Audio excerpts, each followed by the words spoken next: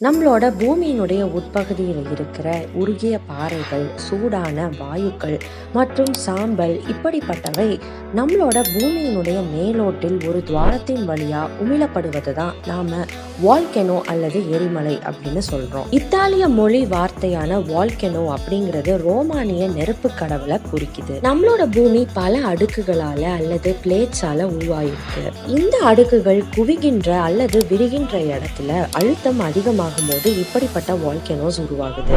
இந்த எரிமலைகளை பொதுவா 3 விதமா பிரிக்கிறாங்க: ஆக்டிவ், டார்மெண்ட் அண்ட் எக்ஸ்டிங்க்ட். அண்மையில வெடித்து அடிக்கடி வெடித்து சிதறும் வால்கனோஸை நம்ம ஆக்டிவ் வால்கனோஸ் அப்படின்னு சொல்றோம். ஒரு வால்கனோ நீண்ட நாட்களுக்கு வெடிக்காம இருந்து ஆனா எதிர்காலத்துல வெடிக்கக்கூடிய வாய்ப்புகள் இருக்கும் பட்சத்துல அதை டார்மெண்ட் வால்கனோ அப்படின்னு சொல்றாங்க. எதிர்காலத்துல வெடிக்கக்கூடிய வாய்ப்பே இல்லாத வால்கனோஸ் தான் எக்ஸ்டிங்க்ட் வால்கனோ. சப்ஸ்கிரைப் பண்ணிக்கங்க.